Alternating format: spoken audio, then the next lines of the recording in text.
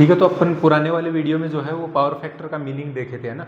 Power factor actual में जो हम लिखते हैं ना P/S, है ना, P/S तो उसका मैथमेटिकल मीनिंग हुआ है ना, ठीक है।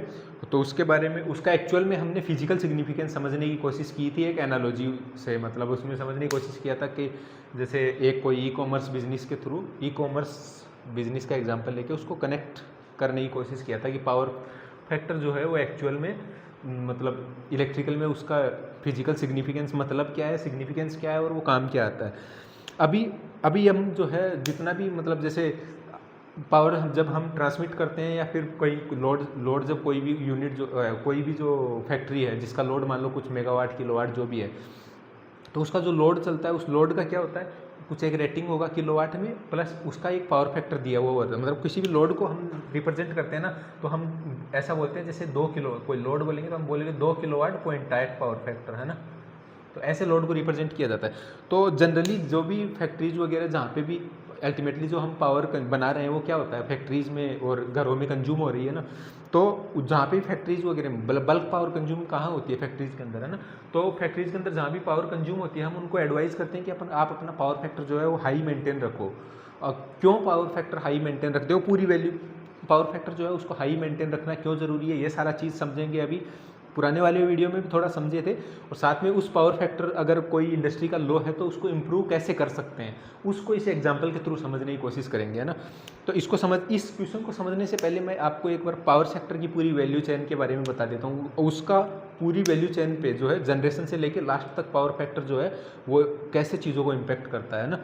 तो जैसे पावर सेक्टर वाले की मतलब हम बिजली वाले धंधा जो है कुल मिला के ये समझो उसका पूरा वैल्यू चेन समझने की कोशिश करते हैं। देखो, एक जगह से जनरेट होगा, फिर ये ट्रांसमिट होगा, ट्रांसमिट होने के बाद में लोड जहाँ पे मतलब डिस्कॉम्स जो डिस्ट्रीब्यूशन जहाँ से करते हैं वहाँ पे क्या होगा, यहाँ से ये अलग अलग जगह पे डिस्ट्रीब्यूट होगा तो यहाँ पे कंज्यूम होगा, डिस्ट्रीब्यूट होगा मतलब जहाँ पे जो लोड जो है जहाँ पे पावर कंज्यूम हो रही होगी।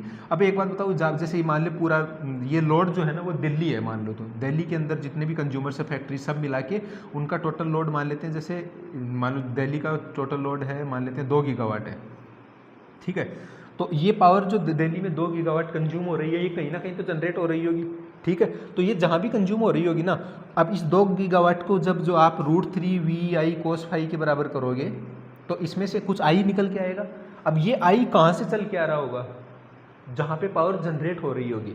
तो मान लो पावर जो है वो जनरेट हो रही है मध्य प्रदेश में, कंज्यूम हो रही है दिल्ली में 2 गीगावाट, तो 2 गीगावाट के कोरस्पॉन्डिंग जो करंट चलेगा मान लेते कुछ चल रहा होगा 10,000 एम्पियर, है ना, 10,000 एम्पियर करंट चल रहा होगा। 10,000 एम्पियर कहाँ से ट्रेवल करके आएगा, ये जनरेशन प्लांट है मध्य प्रदेश में और ये कंज्यूम हो रहा है दिल्ली के अंदर, तो ये पूरा पूरा 10,000 एम्पियर जो है वो इस लाइन में से चल के आएगा। एक बार ये चीज़ दिमाग में रखना, क्यों ये दिमाग में इसलिए डालने की कोशिश करता हूँ कि ये वाले एग्जाम्पल और पावर फैक्टर करेक्शन जो होता है ना उसमें हम समझने की कोशिश करेंगे ये ज़रूरी क्यों है और इसका इम्पैक्ट क्या है। बहुत बहुत भयानक इम्पैक्ट रखता है पावर फैक्टर जो है, पूरे वैल्यू चेन को इम्पैक्ट करता है, ठीक है ना।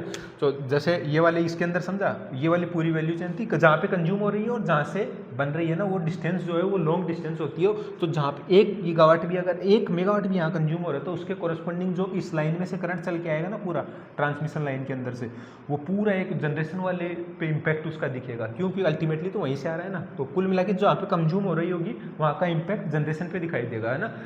अब समझने की कोशिश करेंगे हम इसके अंदर कि रिएक्टिव पावर और वो सब जो है वो कैसे इम्पैक्ट करती है और पावर फैक्टर जो है कैसे इम्पैक्ट करता है चीज़ों को।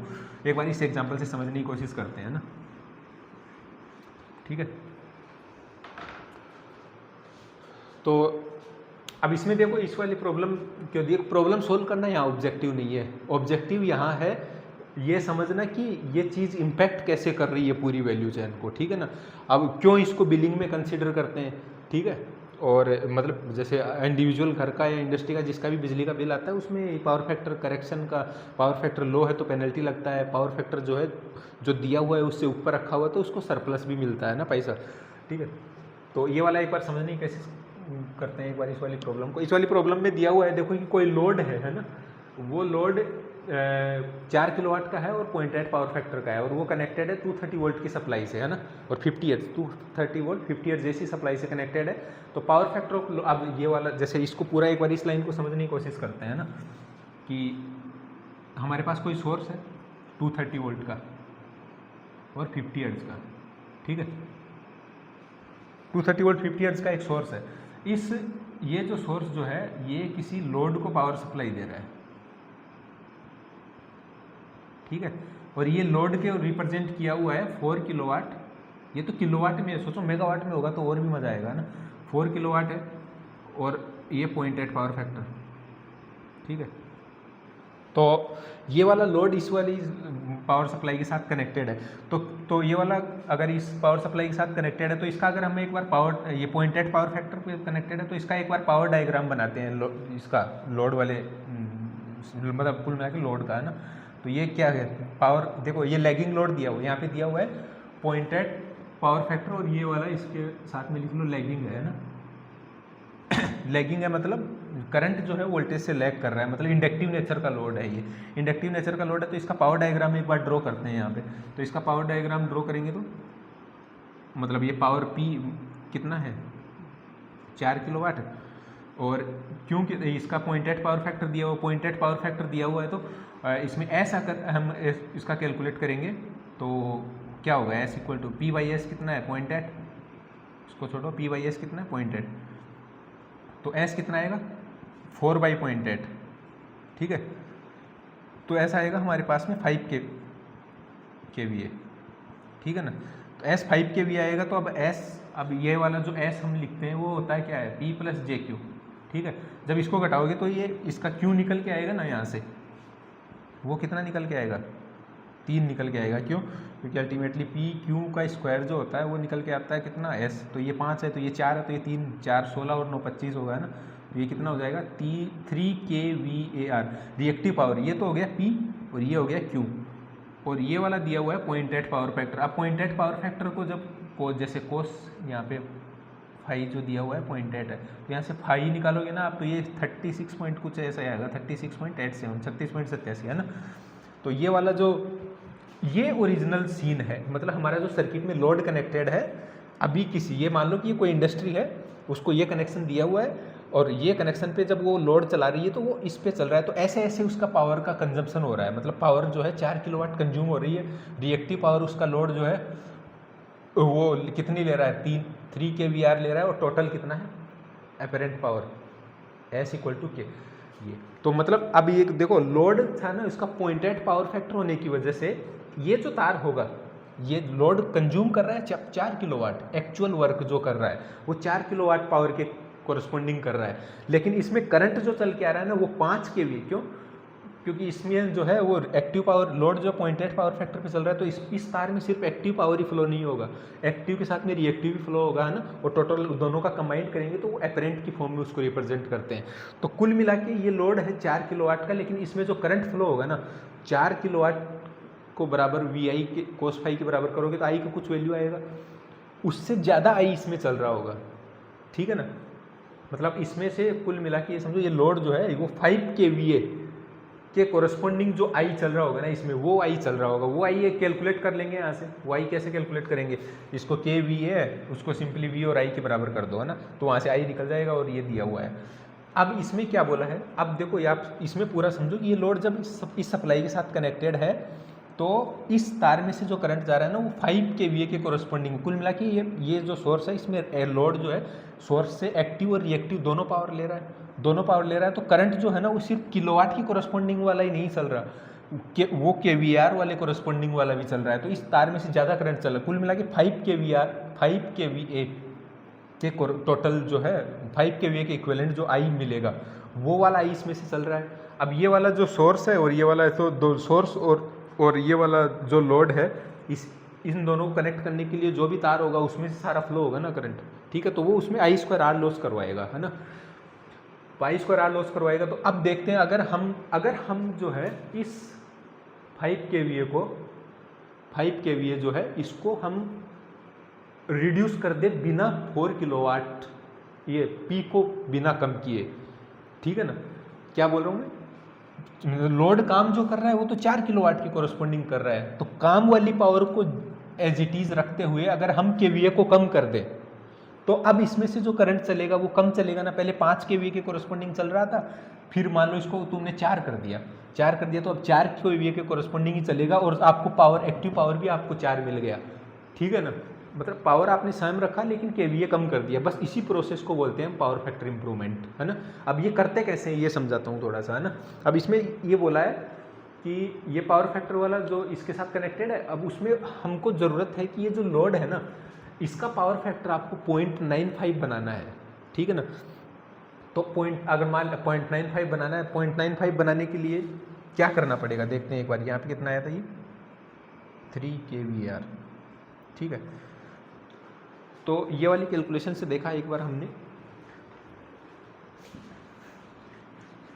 पहले वाले सिनेरियो में जो गिवन सिनेरियो है ना, पहले आप क्या करो, गिवन सिनेरियो जो है उसका पावर ट्रायंगल ड्रॉ कर लो, है ना। तो गिवन सिनेरियो जो है उसका पावर ट्रायंगल क्या मिला हमको, ये वाला, ठीक है। ये वाला एंगल मिला हमको 36.87, है ना। पहले वाले पावर फैक्टर 0.8 के कोरस्पॉन्डिंग, है ना। और ये मिला 5 kVA, ठीक है। अब ये बोल रहा है कि भाई आप इसका पावर फैक्टर जो है ना 0.95 पे लेके आओ।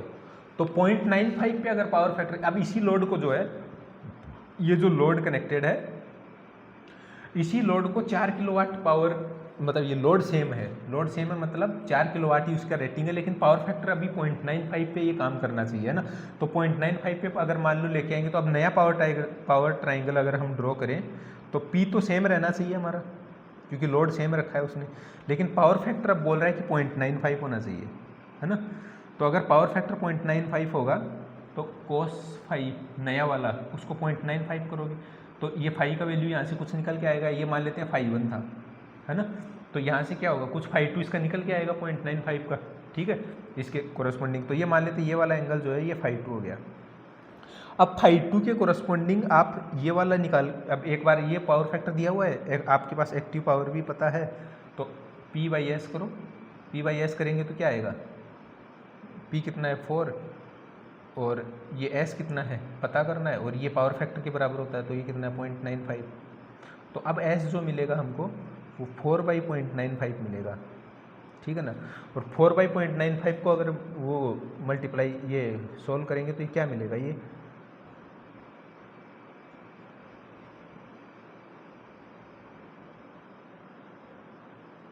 मिल गया, ठीक है ना।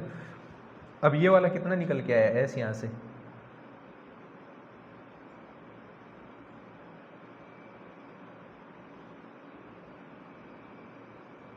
तो ये निकल के आ गया हमारे पास 4.2 kVA, है ना। तो ये वाला अब वैल्यू निकल के आ गया 4.2 kVA, है ना। ये वाला वैल्यू निकल के आ गया 4.2 kVA। अब इसके कोरस्पॉन्डिंग S भी आपको पता लग गया, P भी पता निकल गया, तो Q निकाल लोगे 4.2 का स्क्वायर माइनस 4 का स्क्वायर, ठीक है। ये वाला वैल्यू निकालोगे तो ये वाला वैल्यू कितना निकल के आया, इसको मल्टीप्लाई कर लेते हैं सिंपल, 4.2 और 4.2 को, है ना। तो ये कितना होगा 17.64, 17.64 का रूट आएगा, तो ये 4 पॉइंट कुछ निकल के आएगा, ठीक है ना। स्क्वायर रूट कितना आएगा 4, ये वाला 17.64, 17.64 माइनस इसका कितना आएगा 4 पॉइंट, मतलब ये 4 पॉइंट मान लेते हैं 2 आता होगा, कुछ भी आता होगा ना, 4.2 माइनस, या फिर इसको ऐसे करेंगे ना, पूरा करेंगे 4, ये तो ये हुआ माइनस, इसमें 16 घटाना पड़ेगा, 16 घटाओगे तो ये कितना आएगा स्क्वायर रूट में 1.64 आएगा, ठीक है। तो 1.64 आएगा, अरे कितना आएगा 7.64 में से 16, हाँ 1.64 का स्क्वायर रूट क्या आएगा, जो भी आएगा, है ना। तो ये वाला वैल्यू कितना निकल के आएगा, ये डिवाइड में 10 और 164 का स्क्वायर रूट, है ना। तो 164 का स्क्वायर रूट कितना आएगा, देखो 14 का कितना होता है 13, 169, है ना। तो ये कितना आएगा, ये वाला जो स्क्वायर रूट निकल के आएगा, ये वाला हमारे पास आएगा 12.8 या 12.7 के करीब, है ना। तो मान लेते हैं 12.8 के करीब निकल के आ रहा है, इसको डिवाइड बाई 10 करेंगे तो कितना आएगा, ये 1.28 आ गया। तो हमारे पास जो दूसरे वाले केस में Q निकाला ना हमने, वो कितना आया 1.28 निकल के आया। इसका मतलब दूसरे, जब आपने पावर फैक्टर इसका इंप्रूव करके 0.95 पे ले आना है, उस टाइम पे लोड जो है उसका पावर ट्राइंगल क्या होगा, ये, ठीक है। तो कुल मिला के इस वाले डायग्राम में अगर हम देखें तो ये वाला एंगल जो है, ये वाला एंगल कितना आएगा, देखो कोस का वैल्यू जो है यहाँ पे था 0.8, तो ये वाला आया। अब कोस का ये वाला वैल्यू 0.9 के करीब आ रहा है ना, 0.9 के करीब आएगा तो एंगल जो है वो और कम हो जाएगा कोस में, है ना। कोस का ग्राफ देखोगे तो कैसा आएगा, ऐसे वाला, है ना। तो 1 की तरफ बढ़ोगे तो एंगल और कम होता जाएगा, तो इसका एंगल कम। अब इस वाले इसको इन दोनों को एक पावर ट्राइंगल में बना के देखते हैं। एक पावर ट्राइंगल में बनाएंगे तो क्या आएगा, पहले वाला केस में φ1, ठीक है, और ये वाला P और Q1 कुछ ले रहा था, ठीक है। दूसरे वाले केस में पावर फैक्टर जो है ना वो 0.95 दिया हुआ था, 0.95 दिया हुआ तो उसके कोरस्पॉन्डिंग कुछ φ2 मिलेगा, और वो उससे कम मिलेगा, क्यों, क्योंकि वहाँ पे वैल्यू इंप्रूव हो गया, ठीक है। तो दूसरे वाले केस में इसने कितना कंज्यूम कर रहा है, ये वाला 1.28 kVAR, ये रफ कैलकुलेशन किया हूँ मैं, ठीक है ना। और यहाँ पे Q1 कितना कंज्यूम कर रहा था, ये वाला टोटल, है ना, ये वाला जो टोटल कर रहा था Q1 वो कर रहा था 3 kVAR, है ना।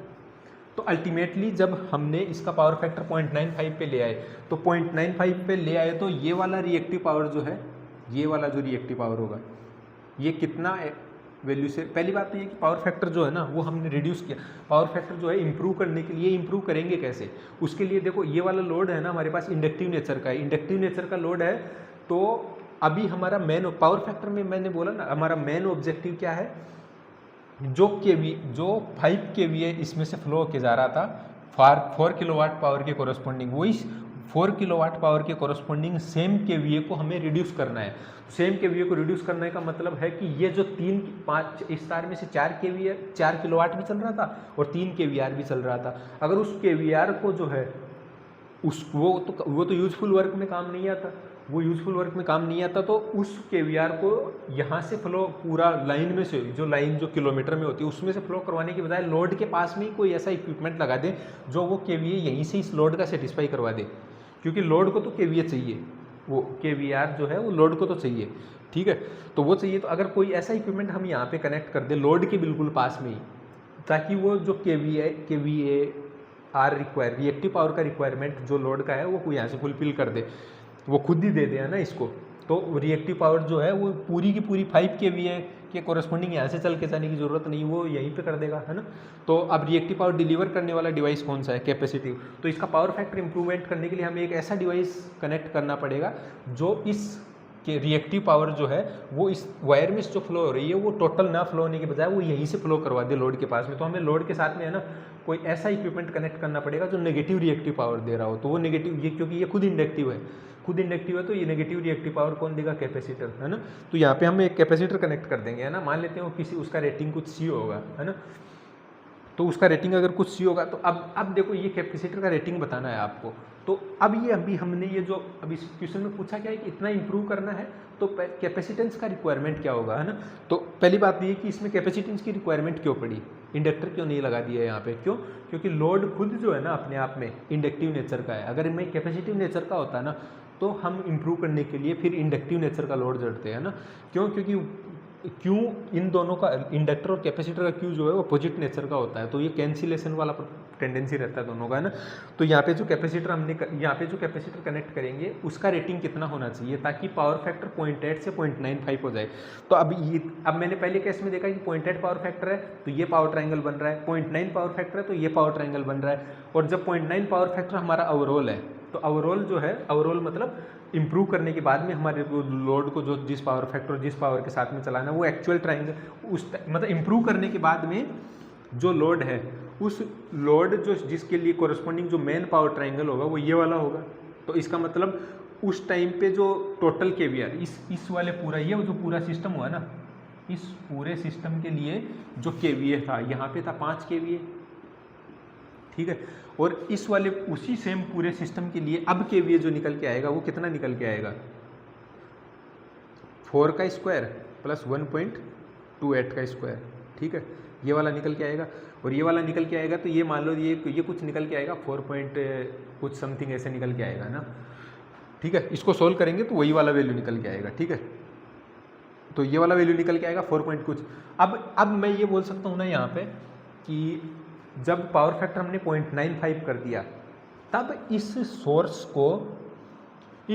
को जो भी केवीए रिक्वायरमेंट है वो केवीए रिक्वायरमेंट सेटिस्फाई भी हो रही है और ओवरऑल इस सोर्स को जो है इस लोड को सिर्फ वो वाला नया वाला वो 4 पॉइंट कुछ लिखा है ना मैंने, वो 4 पॉइंट कुछ रिएक्टिव पावर ही इसको देनी पड़ेगी। इसका मतलब अब इस तार में से जो करंट चलेगा ना, इस तार में से जो करंट चलेगा वो सिर्फ 4 पॉइंट, वो ये वाला वैल्यू जो है निकल के आएगा, ये 5 केवी से कम है, उस कम के कोरस्पॉन्डिंग चलेगा। तो कुल मिला के ओवरऑल तो करंट रिड्यूस हो गया ना इसमें, और ओवरऑल करंट रिड्यूस हो गया तो I2R भी रिड्यूस हो जाएगा। I2R लॉस ही तो मेन पूरे इलेक्ट्रिसिटी सप्लाई चेन में सबसे मेन लॉस वही तो है, I2R लॉस, जिनको हम AT&C लॉस बोलते हैं ना, वो AT&C लॉस जिनको बोलते हैं उनको रिड्यूस करना हमारा मेन ऑब्जेक्टिव रहता है, ठीक है ना। अब मान लो, अब देखो ये वाला जो मैं बोला हूँ ना, ये हम सोर्स लगा रहे हैं, ये सोर्स जो है ना, और ये वाला जो करंट डिलीवर करके आ रहा है, ये करंट जो है ना, ये हज़ारों किलोमीटर लाइन में चल के जा रहा है। तो हज़ारों किलोमीटर मान लो, तुम समझो जैसे ये वाला सोर्स जैसे हमारे घर पे जो सोर्स लगाया हमने चलाने के लिए, तो कहीं से तो घर में पावर आ रही है ना, तो यहाँ तो पास में से आ रही है, लेकिन वो सोर्स भी तो कहीं से कनेक्टेड है, ठीक है ना। और वो सोर्स जहाँ से कनेक्टेड होगा, मान लो कहीं यहाँ के ट्रांसफार्मर से कनेक्टेड, वो ट्रांसफार्मर कहीं से पावर प्लांट से पावर ले रहा हो, तो पावर प्लांट पता नहीं 1000 किलोमीटर दूर होगा कि 500 किलोमीटर होगा कि 2000 किलोमीटर होगा, ठीक है ना। तो कुल मिला के ओवरऑल जो करंट चल के आएगा ना, वो थाउजेंड्स ऑफ किलोमीटर चलेगा। जब मतलब हम रियल में एप्लीकेशन में जब इसको देखेंगे, तो ये अभी यहाँ तो हमने इतने से डायग्राम में इसको बोल दिया, लेकिन वहाँ पे अगर आपने 10 एम्पियर भी कम कर दिया ना, वहाँ से देखो 5 केवीए से 4.6 केवीए भी उसको ले आए इम्प्रूव करके पावर फैक्टर, तो इसका पूरा इम्पैक्ट पूरे 2000 किलोमीटर की लाइन पे इम्पैक्ट दिख रहा है। क्यों? क्योंकि अब वो करंट जो चल के आएगा ना, वो करंट सिर्फ 4 पॉइंट कुछ, वो जो वैल्यू निकल, मान लो 4.2 निकल के आया, पहले 5 केवी के कोरस्पॉन्डिंग करंट चल रहा था, मान लेते हैं वो 5 एम्पियर चल रहा होगा, अब 4.2 के कोरस्पॉन्डिंग जो है करंट अगर 5 से रिड्यूस हो गया, मान लो 4 हो गया होगा, 1 एम्पियर भी रिड्यूस हो गया होगा, तो ये 1 एम्पियर का 1 का स्क्वायर टाइम्स 2000 किलोमीटर की लाइन का रेजिस्टेंस उससे मल्टीप्लाई करोगे, तो वो उसका कंपाउंड इम्पैक्ट बहुत ज़्यादा दिखेगा, ठीक है ना। तो ये पावर फैक्टर इंप्रूवमेंट का सिग्निफिकेंस, मेन सिग्निफिकेंस ये है ना। यहाँ से जैसे ही आपने वहाँ पे इम्प्रूव कैसे किया, इम्प्रूव ऐसे किया कि कैपेसिटर बैंक यहाँ पे हमने ये कैपेसिटर कनेक्ट कर दिया, यहाँ पे सिंगल फेज है, या तो है ना, बैंक नहीं है तो सिंगल कैपेसिटर कनेक्ट किया, सिंगल कैपेसिटर कनेक्ट किया तो हुआ क्या, अब देखो कैपेसिटर कनेक्ट करने से इम्प्रूव कैसे हो गया, ये इम्प्रूव ऐसे हुआ कि अब जो 0.95 पावर फैक्टर पे जब ये चल रहा था ना, 0.9 पावर फैक्टर पे जब चला, तो इसकी रिएक्टिव पावर डिमांड जो है ना, वो 1.28 kVAR हो गई 3 kVAR से।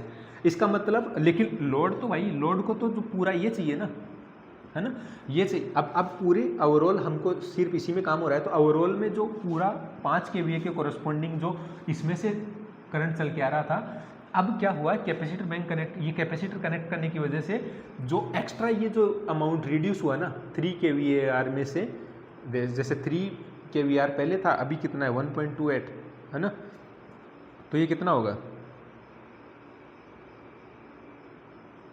1.62। तो कुल मिला के ये 1.62 रिएक्टिव पावर में जो रिडक्शन हुआ, वो रिडक्शन जो है ना, लोड अभी भी ले रहा है, ठीक है ना, लोड जो है ना वो रिएक्टिव पावर अभी भी लेगा, अभी भी लोड 3 kVAR लेगा, और ये 4 किलोवाट पे तो काम करने, ये तो लेगा ही लेगा, है ना। लेकिन अब ये kVAR है ना, लोड को kVAR से मतलब है, कहाँ से आ रही है उससे मतलब नहीं है, ठीक है ना। तो यहाँ पे जब कैपेसिटर बैंक हमने ये कैपेसिटर कनेक्ट कर दिया यहाँ पे, तो जो इसकी 3 kVAR की रिक्वायरमेंट थी ना, वो पहले बिना कैपेसिटर के पूरा सोर्स से चल के आ रही थी, लेकिन लोड के पास में ही हमने ये वाला बैंक एक कनेक्ट कर दिया यहाँ पे कैपेसिटर। तो इस कैपेसिटर ने क्या हुआ, जो इतना अमाउंट ऑफ रिएक्टिव पावर था ना अपनी रेटिंग के हिसाब से, इतना amount of reactive 0.9 power factor के कोरस्पॉन्डिंग इतना amount of reactive power capacitor ने यहाँ से खुद दे दिया, ठीक है।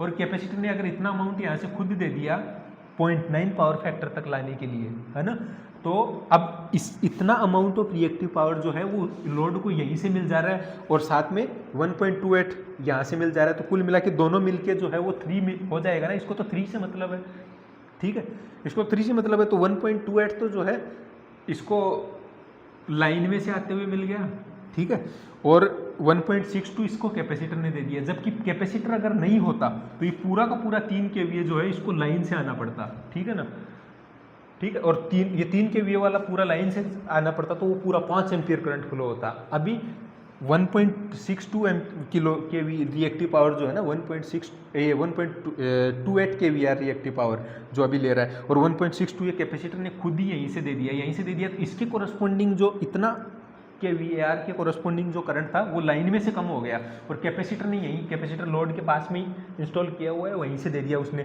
तो कुल मिला के 1000 किलोमीटर के लाइन से जो करंट चल के आने पे जो इम्पैक्ट दिखता, वो वाला इम्पैक्ट तो लाइन में से हट गया ना, तो उसके कोरस्पोंडिंग I2R लॉस भी हट गए, और I2R लॉस हट गए तो वही तो मेन हमारा पूरे इलेक्ट्रिसिटी के धंधे में I2R लॉस ही तो वही तो हमको करना है, जिसके लिए इतने सारे गवर्नमेंट रिफॉर्म लेती है, कभी RDSS स्कीम लेती है, कभी ये स्कीम लेके आती है। वो स्कीम्स क्यों लेके आ रही है?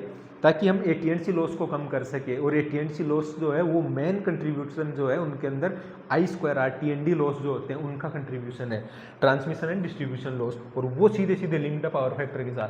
तो और पावर फैक्टर इसलिए हम बोलते हैं कि आप हाई मेंटेन, क्योंकि हाई मेंटेन रखिएगा तो रिएक्टिव पावर कम देनी पड़ेगी, है ना। हाई मेंटेन रखा मतलब सेम 4 किलोवाट वाला काम जो है, सेम 4 किलोवाट वाला काम करने के लिए हमने जो है वो पाइप के भी इसमें चलाने के बजाय कितना चलाना पड़ा, सिर्फ ये 4 पॉइंट मान लेते हैं, कुछ भी है इसका वैल्यू आ रहा होगा, जो भी आ रहा होगा 4.2 आया होगा, है ना। ये रफ कैलकुलेशन है ना, 4.2 ही चलाना पड़ रहा है, वहाँ से चलाना पड़ रहा है, तो आई भी रिड्यूस हो गया ओवरऑल लाइन के अंदर। ओवरऑल लाइन में आई रिड्यूस हो गया तो क्या होगा, AT&C लॉस कम होगी, AT&C लॉस कम होंगे तो हमारे पावर सिस्टम की एफिशिएंसी इंप्रूव होगी, ठीक है ना। तो ये पावर फैक्टर इंप्रूवमेंट, इसका जब आप काम करोगे, ये वाला, इस वाली की एक कहानी बताता हूँ। ये वाला जो है, जब मैं ग्रेटर नोएडा में काम कर रहा था तब मेरे साथ में जो है वो 4-5 यही काम कर रहे थे, ठीक है। तो उनके पास एक बार 1 मेगावाट इंडस्ट्री का कोई कनेक्शन आया था, ठीक है, और वो इंडस्ट्री ऑलरेडी चल रही थी, उसके पास और कनेक्शन था, और मतलब उसका एक ऑलरेडी वो इंडस्ट्री चल रही थी तो उसका पावर कंजम्पशन ऑलरेडी चल रहा था, लेकिन उसे ऑग्यूमेंट करवाना था, है ना। ऑग्यूमेंट मतलब अपनी रेटिंग जो है पावर जो मतलब कॉन्ट्रेक्चुअल लोड है वो इम्प्रूव करवाना था।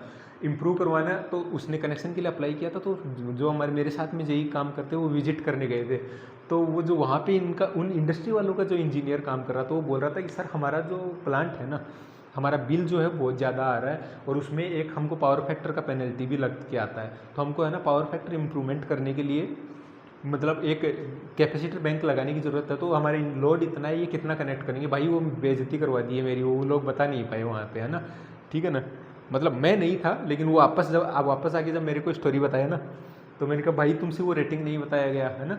और वो सारा सिनेरियो आने के बाद ये मैंने उनको एक्सप्लेनेशन किया था कि मतलब पावर फैक्टर इंप्रूवमेंट का पूरी वैल्यू चेन में क्यों ज़रूरी है ना। उसके बाद ठीक है, तो तब से ये वाला उसका सिग्निफिकेंस मुझे भी जब मैंने डीप डाउन जो है मैंने भी तब जाने की कोशिश की थी कि हाँ इंडस्ट्री जो है अपने वहाँ पे लोकल में जो है कैपेसिटर बैंक जो है इंस्टॉल करके रखती है, ताकि उनका पावर फैक्टर जो है वो हाई मेंटेन रहे। हाई मेंटेन रखना क्यों ज़रूरी है वो मैंने पूरा आपको बता दिया, क्योंकि अगर लो होगा पावर फैक्टर तो ये वाली लाइन है ना इसका तो काल है फिर, क्योंकि इसमें जो 4 किलोवाट 5 kVA के कोरस्पॉन्डिंग करंट चलेगा। अगर यहाँ पे बैंक लगा दिया तो 4.2 के कोरस्पॉन्डिंग ही चलेगा इसके अंदर, तो TND लॉस जो है वो सीधे सीधे इम्पैक्ट होंगे, है ना। ठीक है, तो ये वाला उम्मीद करता हूँ ये वाला वीडियो पसंद आएगा। 1-2 वीडियो और ऐसे, 1-2 नहीं बहुत सारी वीडियो बनाऊंगा ऐसे। सिंगल फेज का है ये, तो 3 फेज में कैपेसिटर बैंक का रेटिंग कैसे निकालते हैं। जैसे कोई इंडस्ट्री है ना वो मेगावाट में है और उसका पावर फैक्टर 0.8 है, उसको 0.9 करवाना है, तो वो उसको कैपेसिटर बैंक वहाँ पे इंस्टॉल करना पड़ेगा। तो वो पूछेगा कितने kVAR का है या मेगावोल्ट एम्पियर रिएक्टिव का बैंक हमको लगाना चाहिए। वो सारी रेटिंग कैलकुलेट करना हम सीखेंगे इसमें। इम्पैक्ट मैं बता रहा हूँ, इम्पैक्ट TND लॉस पे है सीधा का सीधा। यहाँ आपको लग रहा है कि ये लोड और ये 230 वोल्ट इसको तो कुछ नहीं लगेगा, लेकिन पूरे पावर सिस्टम की वैल्यू चेन पे उसका इम्पैक्ट हो रहा है, क्योंकि पावर कहीं ना कहीं तो जनरेट हो रही है ना, और जो कंज्यूम हो रही है वो जनरेट जहाँ से हो रही है वहाँ से चल के जा रही है। ठीक है, तो वो पूरा इम्पैक्ट दिखेगा पूरी वैल्यू चेन। उस इम्पैक्ट को कम करना मतलब TND लॉस को कम करना, उसमें इसका बहुत इंपॉर्टेंट रोल है। ठीक है, तो ठीक है, ये वाला वीडियो समझ में आएगा। आगे बाकी वाले और वीडियो के थ्रू और समझने की कोशिश करेंगे। ठीक है, इस वाले वीडियो के लिए धन्यवाद।